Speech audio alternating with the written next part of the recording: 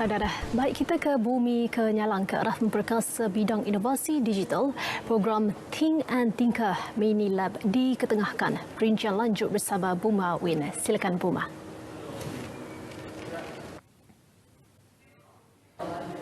Baik Nurul, terima kasih. Program Think and Tinker Mini Lab mampu mengasah bakat murid dan pelajar sekolah dalam bidang inovasi digital.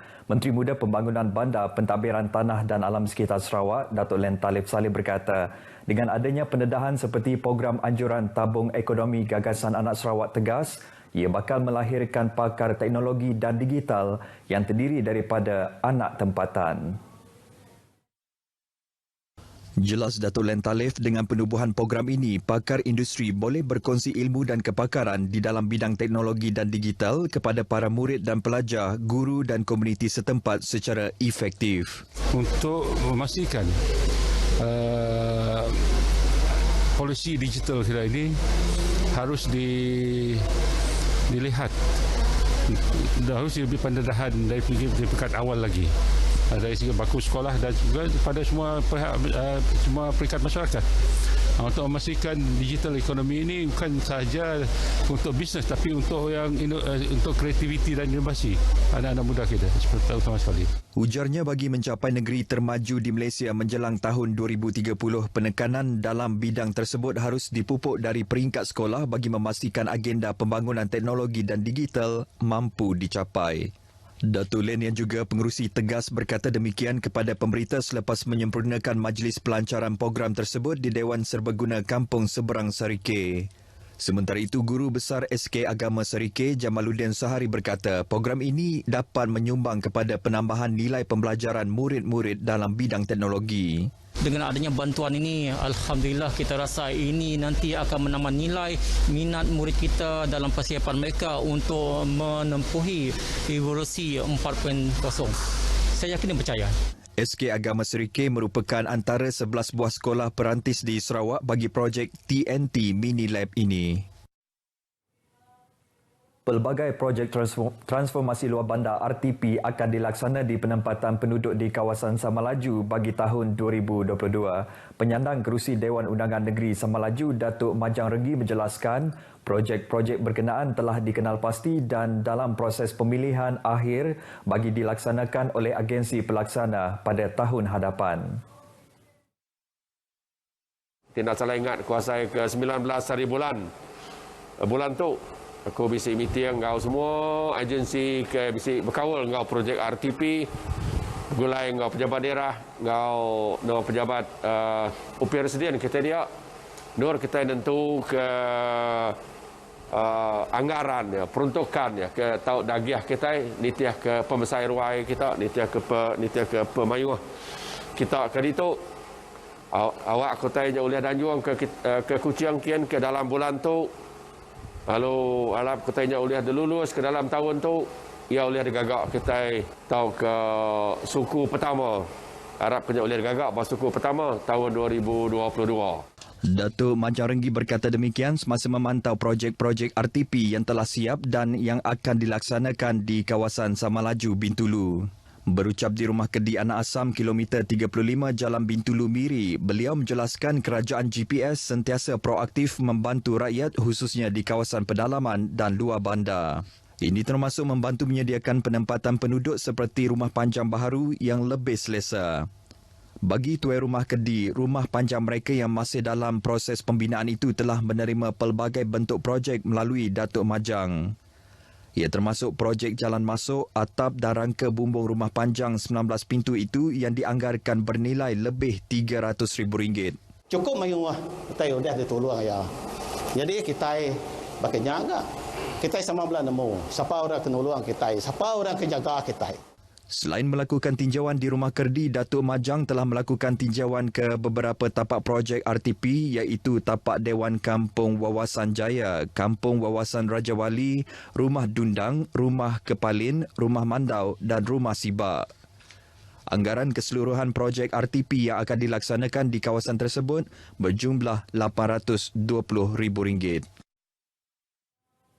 Bahagian Siasatan Jenayah Narkotik Ibu Pejabat Polis Daerah Kuching berjaya menumpaskan aktiviti penyalahgunaan dadah dengan tertangkapnya 16 orang warga tempatan dalam 2 serbuan di Kampung Tabuan Hilir semalam. Ketua Polis Daerah Kuching ACP Ashmon Bajam memaklumkan pada serbuan pertama sekitar 10 pagi, seramai 12 suspek lelaki berumur antara 21 dan 44 tahun berjaya ditangkap. Menerusi kenyataan media, ACP Ashmon mendedahkan semasa serbuan dilakukan, beberapa suspek telah melarikan diri dan bertindak terjun ke sungai. Salah seorang telah lemas dan disahkan meninggal dunia oleh pegawai kesihatan. Ujian saringan air kencing mendapati semua suspek positif dadah jenis amfetamin selain mempunyai pelbagai rekod kesalahan jenayah lampau. Kes disiasat di bawah Seksyen 15-1-A Akta Dadah Berbahaya 1952. Sementara itu dalam kes berasingan ketika serbuan dilakukan pada 10.05 pagi, juga di Kampung Tabuan Hilir Kuching, polis berjaya menahan 3 lelaki dan seorang perempuan berumur lingkungan 23 dan 40 tahun. Pemeriksaan ke atas suspek telah menjumpai 7 paket plastik berwarna merah dan 1 paket lutsina mengandungi serbuk dan ketulan jernih disyaki dadah jenis syabu seberat 9.77 gram. Ketiga-tiga suspek lelaki mempunyai rekod kesalahan jenayah lampau dadah. Kesemua suspek ditahan di bawah Seksyen 39A-1 Akta Dadah Berbahaya 1952. Kawasan pesisir Sebuyau yang kita kenali hari ini mungkin lenyap dalam 80 tahun akan datang akibat hakisan pantai yang semakin parah. Ratusan ribu penduduk pada ketika itu mungkin terpaksa berpindah ke tanah tinggi. Bagi menghalang kemungkinan itu, wartawan Syadikin Bahrain ada laporannya.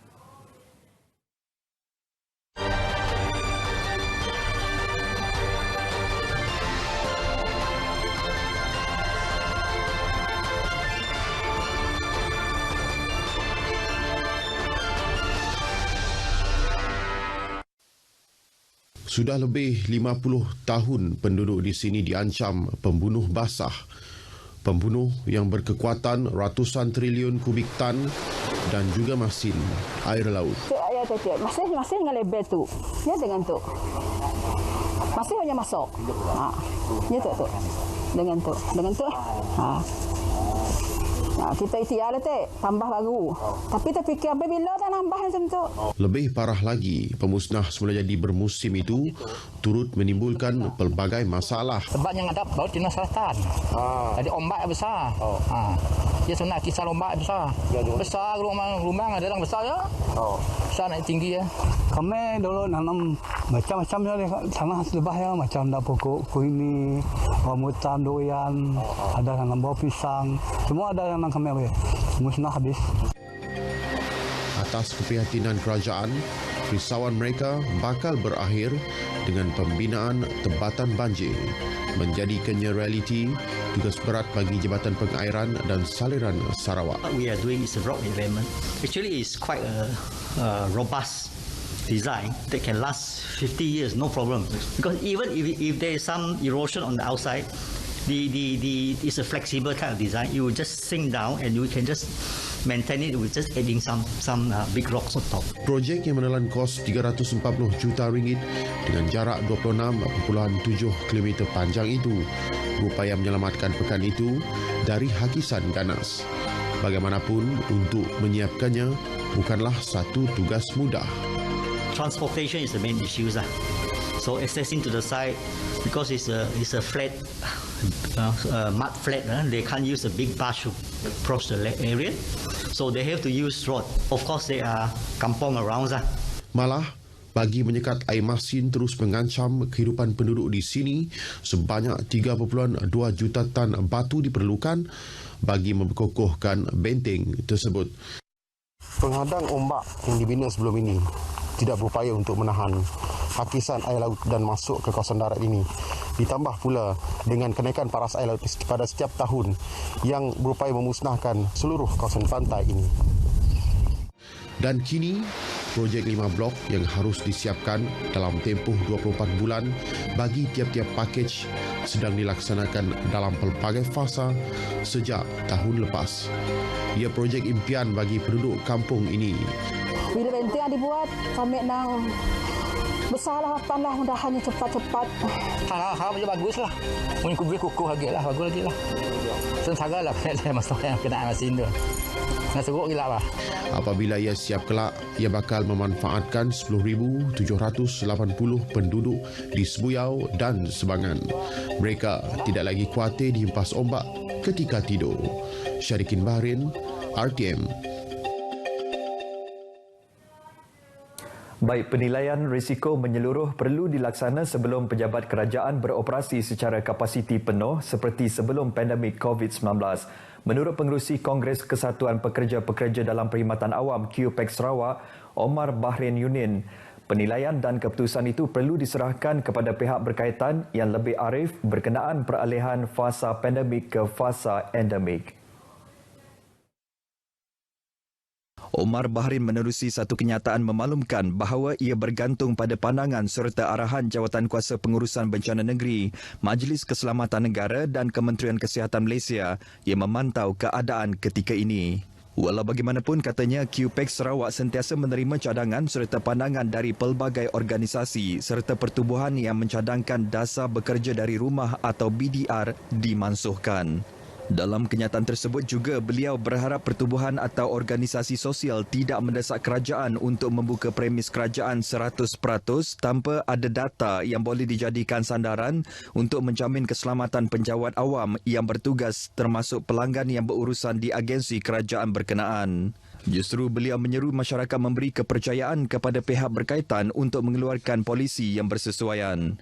Omar Bahrin juga yakin bahawa jumlah 80% keberadaan penjawat awam di pejabat juga kini meningkat dan mampu memberi perkhidmatan yang semakin baik kepada masyarakat. Baik saudara, sekian perkembangan berita dari Sarawak. Kita kembali bersama Nurul di Angkasa Puri. Silakan Nurul.